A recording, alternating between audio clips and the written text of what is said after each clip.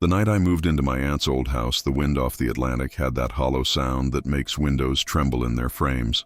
The place had been empty for years, a slanted cottage perched above a gray shoreline, where the fog never really lifted, only changed its mind about where to sit. I told myself I'd stay through the winter, fix the roof, maybe sell it come spring. It felt good to have a project again. It felt like a way to stay busy, to stop thinking. While unpacking, I found it in the back of a wardrobe, a portrait wrapped in brown paper and string. The frame was warped, its varnish peeling like dried salt. Inside, beneath a film of dust, was a family I didn't recognize. 5 figures standing outside this very house, dressed in late Victorian clothes. The image was faded, but their faces were clear enough to see the softness around their eyes, the solemn calm of people who knew the sea could take everything. I stared longer than I meant to. Something about the youngest man, the one on the far left, unsettled me. I told myself it was just the lighting, or maybe the way old photographs flatten features. But there was a trace of familiarity there, the line of the jaw, the way his hand hung at his side. I leaned closer, squinting through the glass. For a moment I thought I saw my own reflection instead, but it wasn't my reflection at all. It was him, the young man, tilting his head ever so slightly toward me. I laughed it off, propped the portrait on the mantel, and tried to forget about it. Outside, the fog thickened until even the sound of waves vanished. I made tea, read by lamplight, and let the fire burn low. But that faint image lingered in my mind long after I went to bed. The sharpness of his eyes, the stillness of his posture, the way the others seemed to look past him. When morning came, the air inside the house felt different, colder, thinner. I walked to the living room and froze. The portrait stood exactly where I'd left it, but something was off. The young man on the far left was gone. In his place, a new figure had appeared. The clothes, the stance, the face, all unmistakably mine. I came to Nova Scotia after my aunt's passing, though calling it an inheritance felt generous. The cottage was small, slanted toward the sea, and smelled of salt and disuse, but there was something comforting in its imperfection. The warped floors, the uneven steps, the soft ticking of the old wall clock that hadn't stopped even when she had. I told myself I'd restore the place, piece by piece, and maybe in doing so, restore something in myself. Days slipped quietly by. I mended shingles, cleared out old furniture, and learned the rhythm of the tides. The nearest town was 12 miles away, and the road between was mostly gravel and silence. I didn't mind. Solitude has a way of simplifying the noise in your head. At night, the fog would roll in thick, turning the world into a memory you could walk through. I began to sleep better, or at least deeper. It was on one of those evenings that I found the portrait again. I had placed it on the mantel the first night and tried not to look at it since, but the firelight caught the edge of the glass, and my eyes followed. The family stood there still, captured mid-century ago, frozen in a moment that refused to fade. Only now I thought I saw a hint of movement, as if the faces had shifted slightly, almost imperceptibly. I blamed the flicker of the flames, the way light can trick you into seeing ghosts where there are none. Still, I felt drawn to it, the way one might be drawn to a sound that only half exists. The frame seemed heavier than before, as though the air around it had thickened. I didn't know it then, but that portrait wasn't just a picture. It was a memory, one that hadn't finished remembering me yet. The house had been silent for years before I arrived, and I could feel that silence adjusting to me. Every board had its own complaint, every pipe a language of sighs. At night, the wind pressed its knuckles against the windows, asking to be let in. I told myself the loneliness was temporary, that I only needed a few weeks to restore the place, maybe sell it. But solitude has a way of reshaping time. The hours began to stretch thin, like light through gauze, and sometimes I caught myself listening for sounds that had no source. By the third evening, the fog rolled in so thick that the sea disappeared completely. I sat by the fire, the light trembling over the warped floorboards, when my eyes fell on the portrait again. It leaned against the mantel where I'd placed it that first night. The frame was uneven, its varnish bubbled and cracked, but the image beneath was still sharp, stubbornly alive. A family stood before this very house, 5 figures stiff with the patience of a long exposure. Their faces were solemn, but not sad.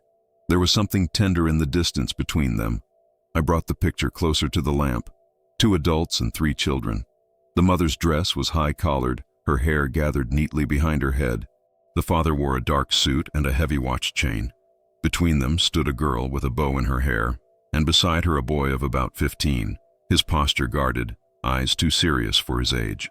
On the far left stood a young man, sleeves rolled up, as if he just stepped away from work to join the photo. His face was faint, touched by the years, but clear enough for recognition. The resemblance startled me. Not identical, but close enough that I felt a sudden unease. I told myself it was the angle of the light, the distortion of old glass, but the thought wouldn't leave. I moved the frame slightly, and my own reflection appeared over his face. An overlap so perfect it felt deliberate. For a moment it seemed that he and I were sharing the same expression, the same small, uncertain tilt of the head. I set the picture back, but my reflection lingered where it shouldn't have. When I blinked, it was gone. The next morning the sea returned in a gray wash of sound. I decided to inspect the portrait properly. I placed it on the kitchen table near the window, where the daylight was pale and steady. Dust bloomed into the air as I wiped the glass. Beneath the grime the colors brightened, not painted, not printed, but something between. The texture looked almost alive, as though each brushstroke had captured a pulse rather than pigment. Whoever created it had known these faces well enough to paint from memory, not from sight. On the back of the frame, a small brass plaque read Briar's Hollow, 1897. I didn't recognize the name. Later, I'd learn it referred to a small settlement south of here, long abandoned. But what unsettled me more was the faint trace of another inscription, a name carefully scratched out beside it, only fragments of letters left. Son. The erasure was clean, deliberate, as though someone had wanted to unwrite whoever had been remembered here. That night I dreamed I was standing outside the house in the portrait. The world around me was sharper, colder. The air had the metallic taste of snow before it falls. The family stood on the porch exactly as they appeared in the picture. Their faces were still, yet I sensed movement behind their eyes, a patient waiting.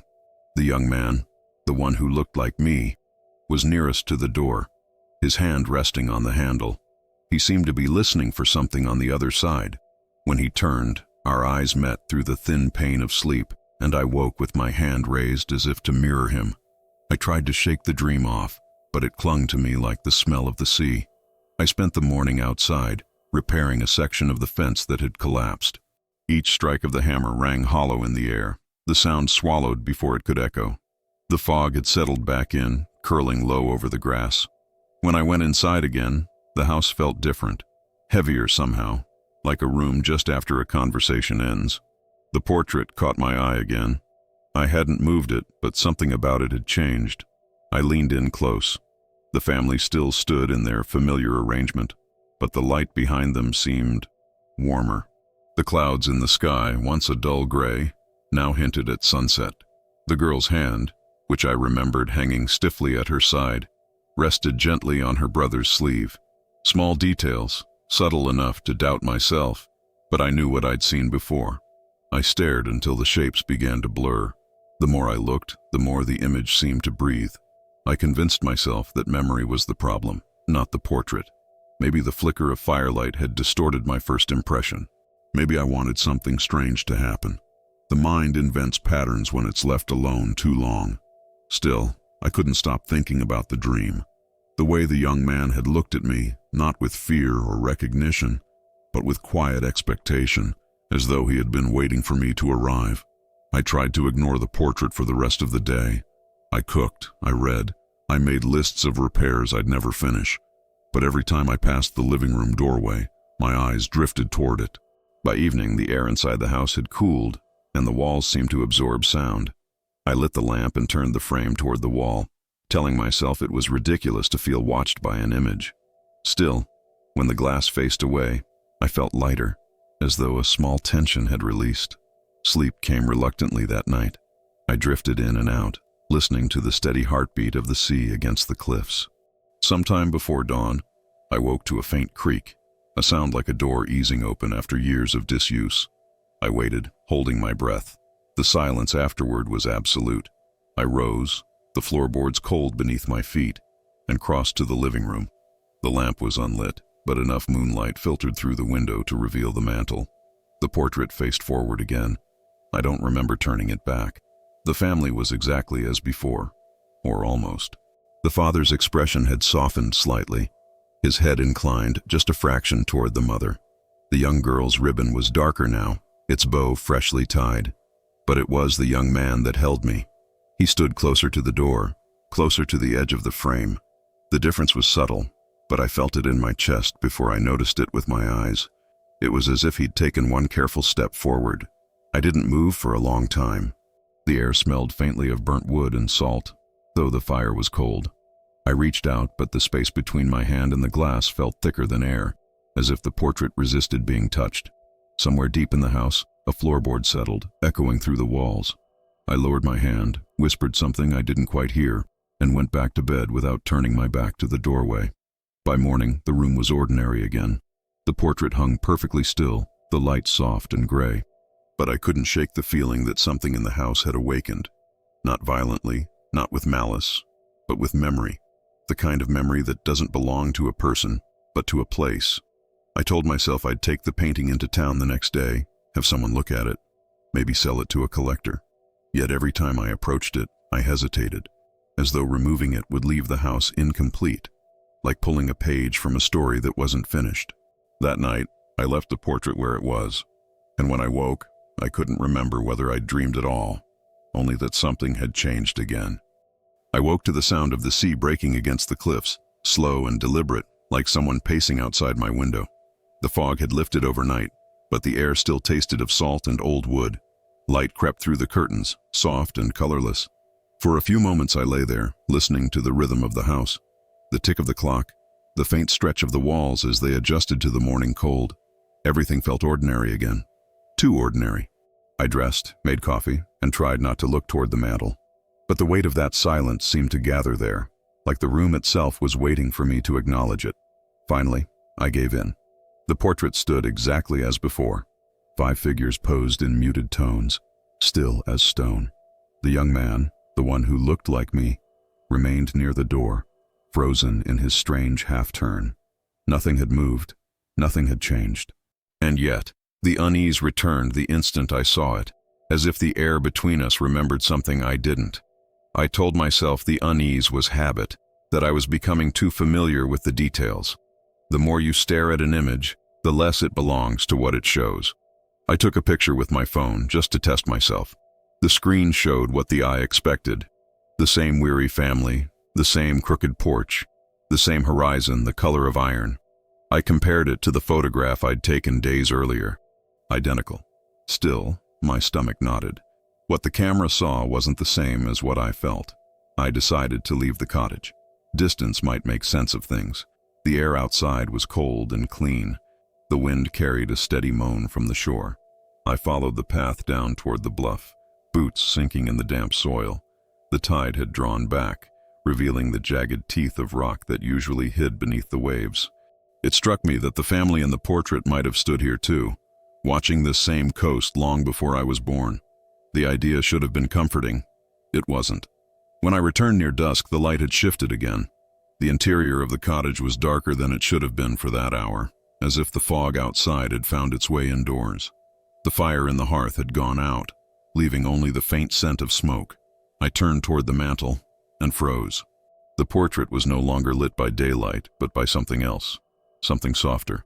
Behind the family, the painted sky glowed with a subtle warmth. Not bright, just tinted by the faintest amber hue. I'd swear it hadn't looked like that before. I leaned closer.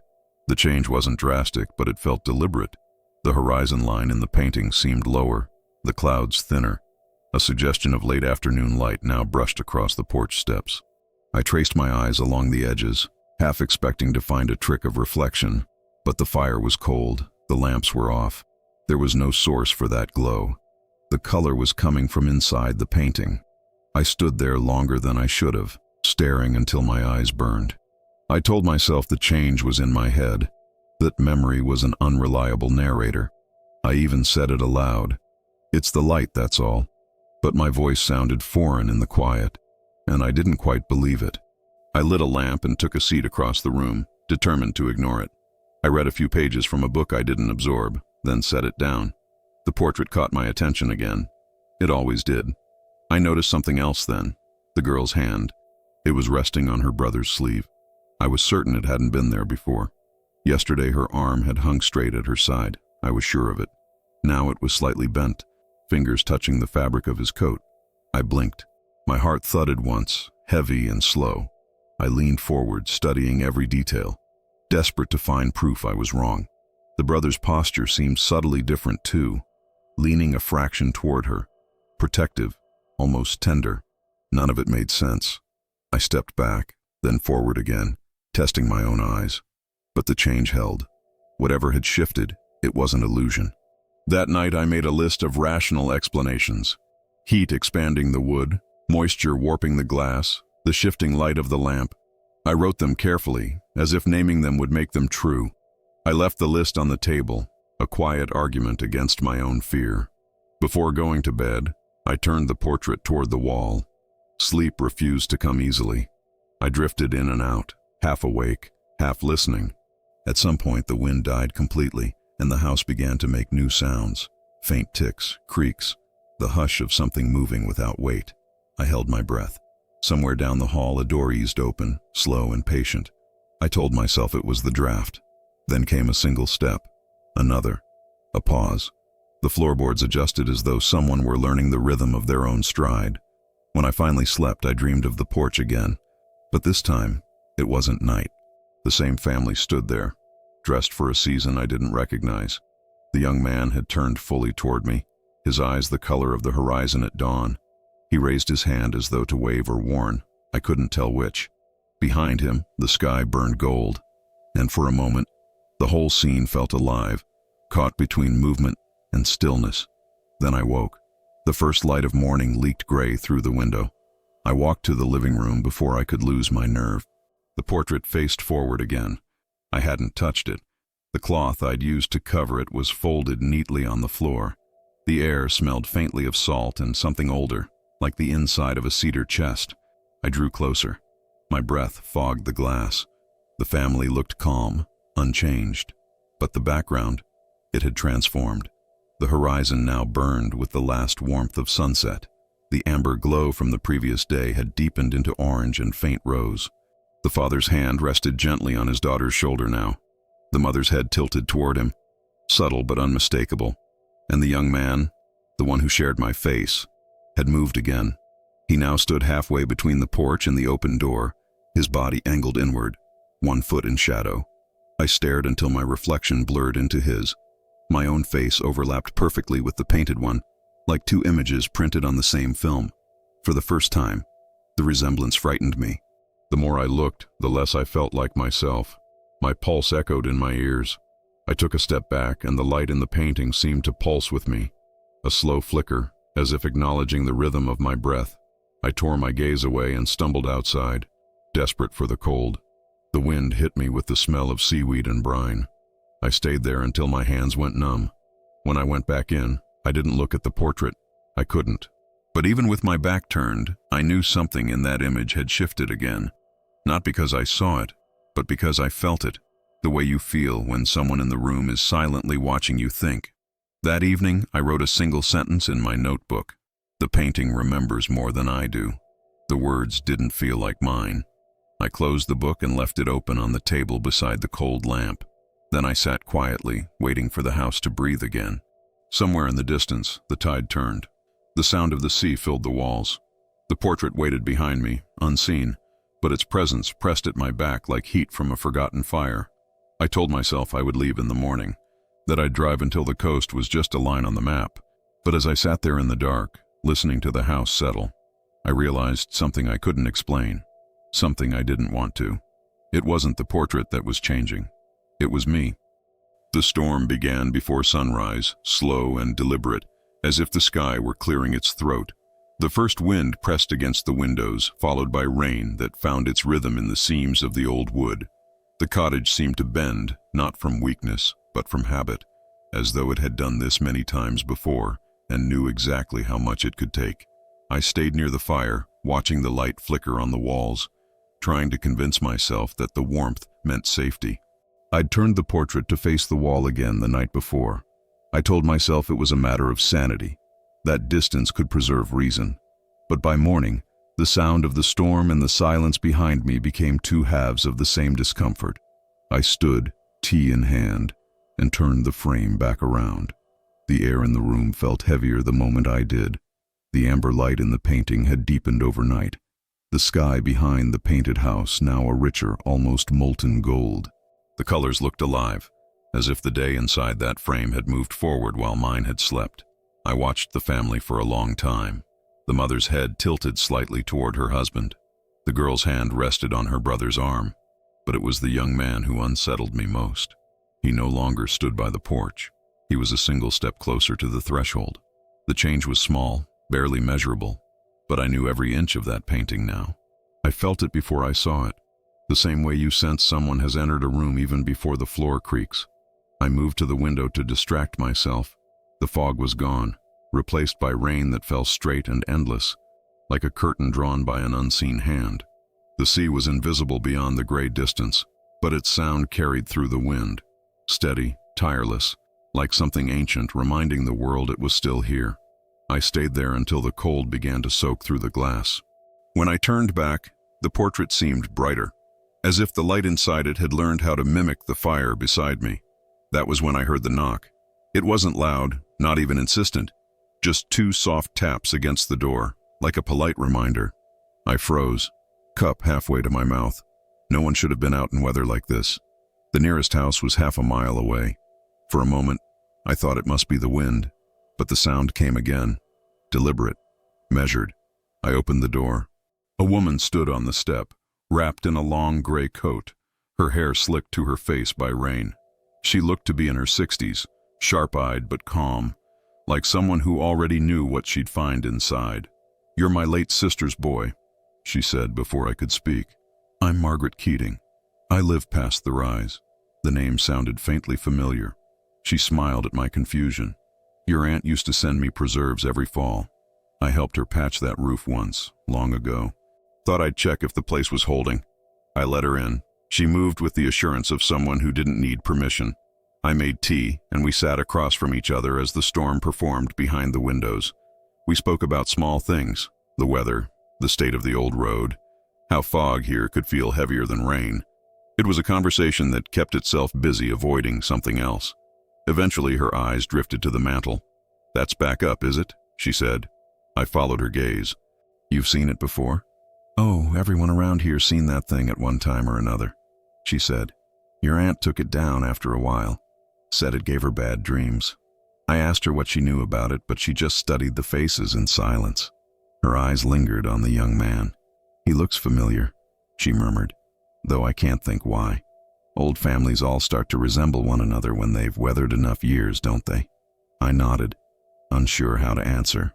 The fire cracked, and for a moment the whole house seemed to lean closer to listen. Margaret stood, brushed her hands on her coat, and looked toward the window. "If it ever feels like the air in here goes still," she said quietly, "open something. A window, a door. The house holds its breath when it remembers too much." She left soon after, her footsteps fading into the storm. The house exhaled once she was gone. The quiet that followed wasn't empty. It was attentive, like an animal deciding whether to trust me. I sat alone for hours, the sound of rain flattening everything outside. I couldn't stop thinking about what she'd said, when it remembers too much. The words lingered, the way a smell lingers long after it should have faded. When the lamps began to dim, I finally turned back to the portrait. The gold sky inside it had softened into a muted dusk. The family stood just as before, but now I noticed something that hadn't been there before. A faint reflection in the painted window beside them. It wasn't a person, not quite, but a blur of shadow, as though someone had been captured mid-step behind the glass. I leaned closer until my breath fogged the surface. The shape seemed to move, not in motion, but in intention, as if deciding whether to appear or not. I stepped back. My pulse had taken on the rhythm of the sea outside. I told myself I was imagining it. That's when the lamp went out. The darkness wasn't sudden. It felt gradual, like someone turning down the volume of the world. The fire still burned, but its light no longer reached the corners of the room. I sat perfectly still. Somewhere near the wall, a board gave a long sigh, then another. The sound of rain disappeared. It took me a few seconds to realize what I was hearing wasn't silence at all. It was breathing. Slow, patient, measured. Not mine. Not from within the room, but from behind the wall, near the portrait. It was the sound of someone standing very still on the other side of something thin. I stood, unable to stop myself. The house felt suspended, caught between seconds. The breathing stopped. I turned the lamp back on.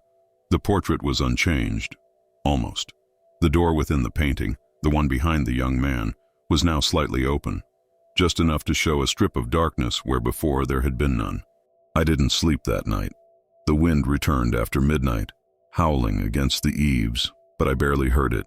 I stayed by the fire, the lamp on, watching the painting from across the room. Every few minutes I'd glance away, only to look back and check that the door inside it hadn't opened further. It never did, but I couldn't shake the certainty that something had already stepped through. When dawn came, I finally allowed myself to close my eyes. The sea had quieted. The air smelled faintly of salt and cedar.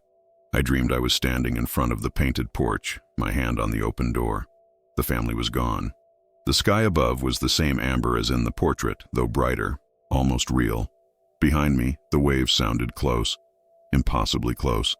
A voice I didn't recognize whispered something I couldn't make out. I woke with my palm pressed flat against the cold floorboards. The portrait greeted me from its place on the mantel, unchanged, patient, and silent. Yet the morning light that touched it felt different, warmer somehow, almost familiar. I thought of Margaret Keating's words, "Open a window when the air goes still." I did. The wind moved through the cottage gently, like fingers through hair, and for the first time since I arrived, the house felt alive in a way that wasn't entirely its own. That evening, I wrote a line in my notebook and left the pen uncapped beside it. Someone was here last night. Morning came gray and windless, the kind of quiet that feels too deliberate. The cottage had rearranged itself in the night. I could sense it before I opened my eyes. Something about the stillness felt earned, as though the house had completed a task while I slept and was waiting for me to notice. The air smelled faintly of smoke and salt, but also of something sweeter, like wet cedar or old varnish. I made coffee and lingered in the kitchen, delaying what I already knew I'd have to face. My notebook lay open on the table, the last line staring up at me. Someone was here last night. The words looked thinner in daylight, like a confession that had cooled. I closed the cover and turned toward the living room. The portrait greeted me from the mantel. I knew it before I saw it, that strange pressure in the chest that always preceded its attention. The light inside it had shifted again. The once amber dusk now deepened to the warmth of a setting sun. Every inch of the frame looked more alive than it should. The mother's expression had softened. The father's hand rested more fully on the girl's shoulder, and the boy, always the uneasy one, had turned his body slightly toward the center. It was such a small adjustment, but it changed the entire composition. They no longer looked like people waiting for a camera to release them. They looked like people who had been waiting for me. And the young man, the one who mirrored me, had stepped farther inside. His back no longer touched the doorframe. He stood within the hallway now, one hand braced against the wall, his body halfway turned toward the rest of the family. His face was clearer, younger maybe, but undeniably mine.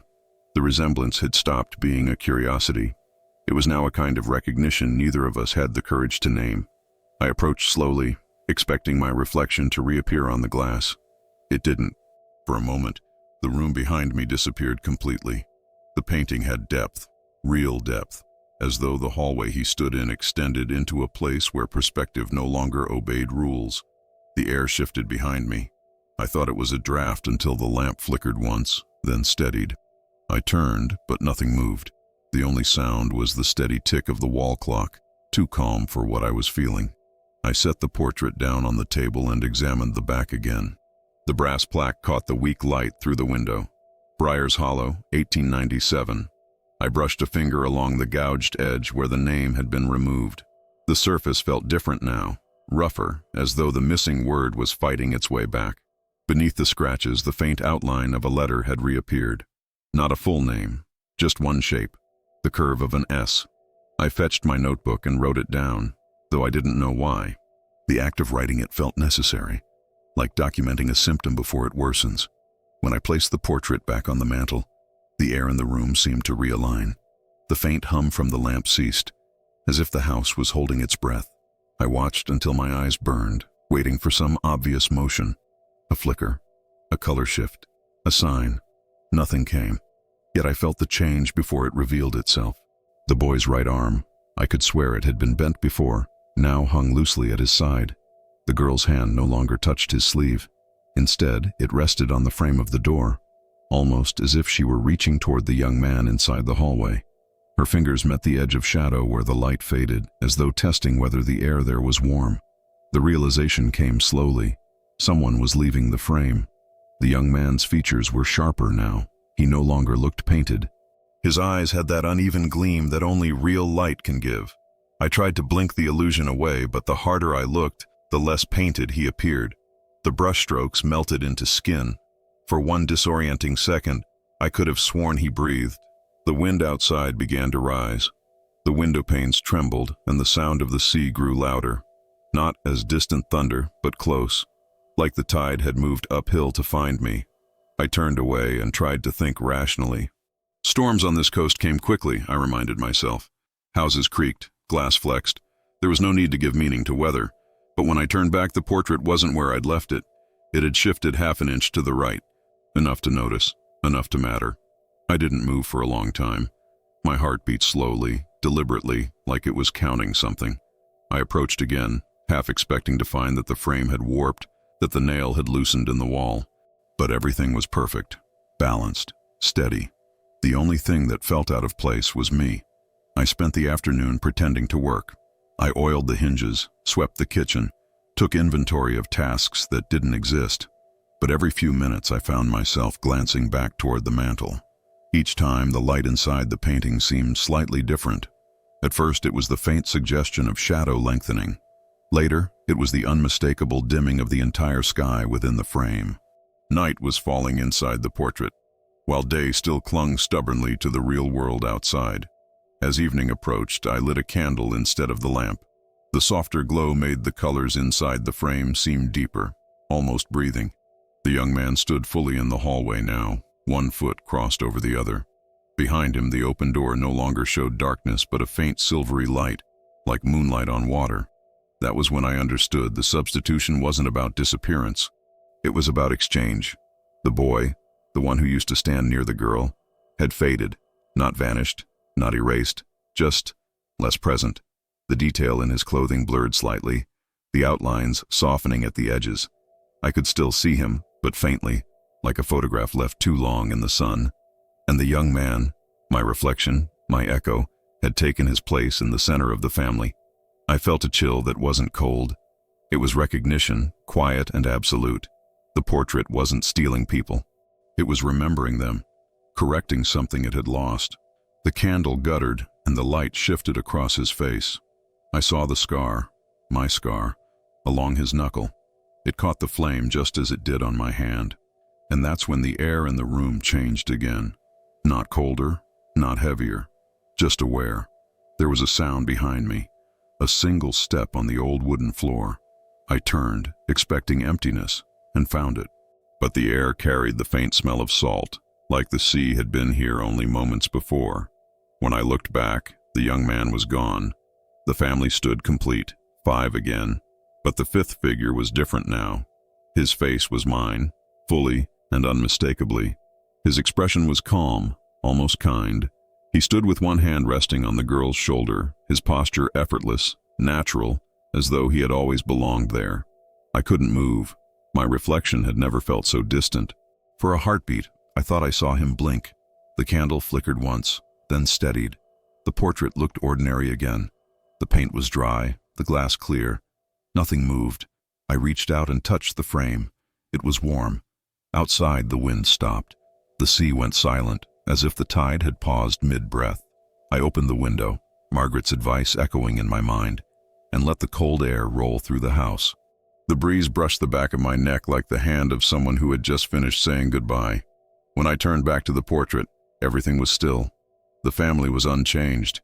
The young man, I, stood among them, steady and calm. The door behind us was closed now. I closed the window, set the candle on the mantel, and sat down to write. The boy is gone. I am not. I stared at the sentence for a long time before adding one more line beneath it. But I don't think I was ever meant to leave. The morning after it happened, the sea was calm again. The fog had retreated toward the horizon, and light moved gently through the windows as if it had been invited in. For the first time in weeks, the air inside the cottage felt light enough to breathe without effort. Nothing creaked, nothing whispered.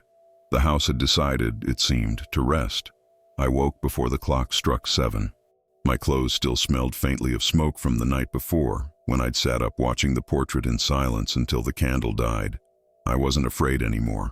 Whatever had needed to happen had already finished while I wasn't looking. All that remained now was understanding. The floor was cold beneath my feet as I walked toward the living room. I didn't turn on the lamp. Daylight was enough. The portrait waited on the mantel, the glass washed in soft gold from the rising sun. I stopped halfway across the room, bracing myself for what I might see. But the sight that met me was quiet, familiar, almost peaceful. The family looked complete again. The father's hand rested on the girl's shoulder, gentle but firm. The mother stood slightly closer to him, her expression softened into something almost tender.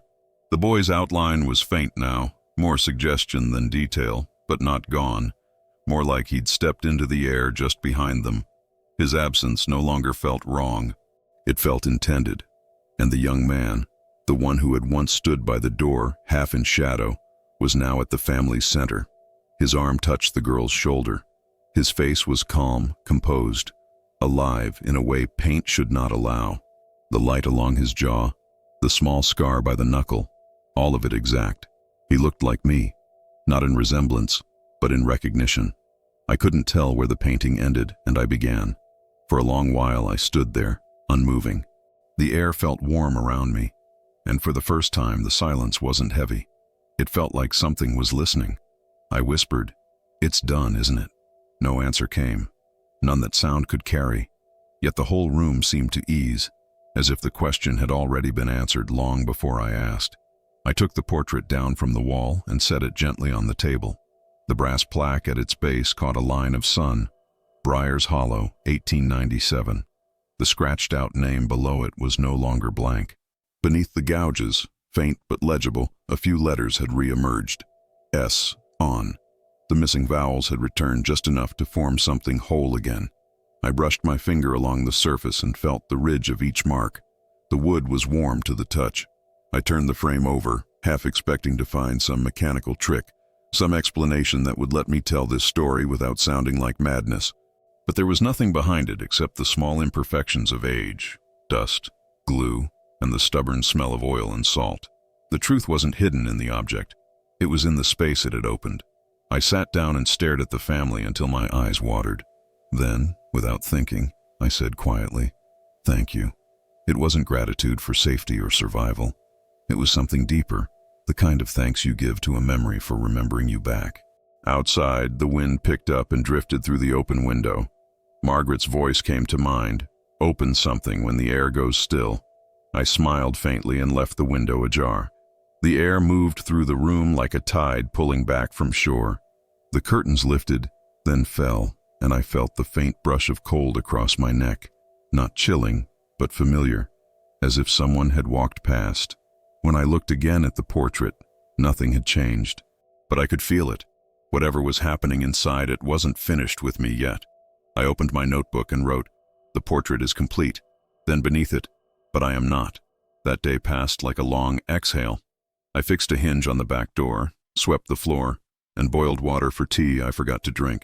Every sound in the house seemed gentler. The sigh of the walls, the slow pulse of the clock. Even the sea had grown softer, less like a demand and more like a promise. By late afternoon, I caught myself humming. I couldn't remember the tune, something my aunt used to hum while mending nets by the fire. The melody drifted out the open window, and for a moment, the house hummed with me. At dusk, I sat before the painting again. The light had faded from gold to amber, then to gray. I realized the scene inside had changed one final time. The family was now turned slightly toward the horizon. Behind them, where the open door once stood, the hallway had become a window. Through it, faint and distant, I saw the outline of the sea, calm, endless, familiar. I felt something click inside me, the way a key turns in a lock long unused. The phrase that had haunted me since I first arrived whispered through my head, "The painting remembers." But it wasn't the painting. It was the place. The house, the sea, the family. They were all pieces of the same memory, fragments that had been waiting to join. And somehow I had been the missing part. Not because I belonged to their past, but because they belonged to my understanding of it. I stood up slowly and approached the frame. My reflection appeared faintly in the glass, blending with the image behind it. For a brief moment, I could see both, me standing in front of the painting, and me standing inside it. The two versions didn't compete. They simply coexisted, like a mirror catching the same face in different light. I didn't feel fear, only quiet recognition. The wind rose again, lifting the curtains. The candle flame on the table bent and steadied. The scent of salt filled the air. I whispered, "I'll keep it safe." And with that, the house seemed to sigh, a deep, satisfied sound that belonged to the walls more than the air. I hung the portrait back on the wall. It fit perfectly, as though the space had been built around it. I stepped back and let the light settle. The faces inside looked content, frozen at the edge of understanding, not in sorrow, but in peace. I knew I should leave, drive back to the village, return to a world where the only things that move are wind and tide. But as I looked around, I realized I couldn't. The house didn't feel like a place to leave anymore. It felt like the conclusion to a sentence I'd spent years trying to write. I sat down with my notebook one last time and wrote, "Some memories wait for us to arrive before they can remember themselves." The ink bled slightly into the page, dark and permanent. I closed the book and set it beside the clock. The two sounds, the ticking and the sea outside, fell into rhythm, perfectly synchronized, like two hearts keeping the same time. The evening stretched long and blue. I stayed by the fire until only embers remained, until the portrait faded into the shadows. Before going to bed, I looked at it once more. The sea in the background seemed brighter than before, as though it reflected a sunrise that didn't belong to this world. I whispered goodnight, and in that moment, I thought I heard another voice, low, steady, kind, echo the same word back. When I finally lay down, sleep came quietly, almost tenderly. My last thought before drifting off was that I couldn't tell anymore whether the portrait was watching me or if I was watching it. But it didn't matter. We were the same story now, told from opposite sides of the glass. Some nights the sea still sounds closer than it should. The waves roll beneath the cliffs like an old engine finding its rhythm again, steady and patient, as if rehearsing the same sentence until it remembers how it ends. I've stopped wondering why the portrait never changes anymore. It hangs in its place above the mantel, the frame clean, the glass clear. The family looks peaceful, their faces caught in that perfect balance between dusk and understanding. Sometimes, when the light fades just right, I catch a faint glimmer along the young man's sleeve, a soft reflection that moves when I do, but not quite at the same pace. I don't try to match it, I just let it be. The cottage has grown quieter since then. Doors close without protest. The wind no longer wanders through the hallway at night. It feels less like a house now, and more like a person you've come to know, one who no longer needs to speak to be heard. Margaret still visits from time to time.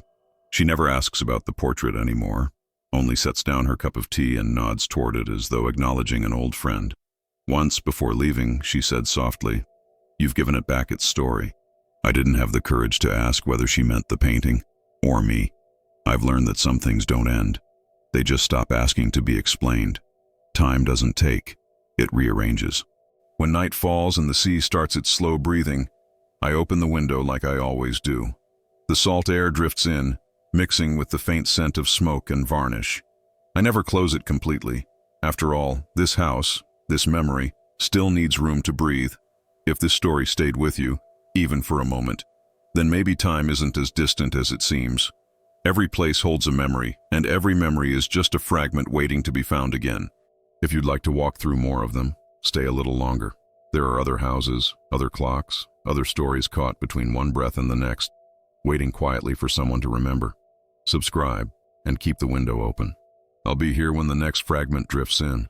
Thank you for listening, and for keeping me company tonight.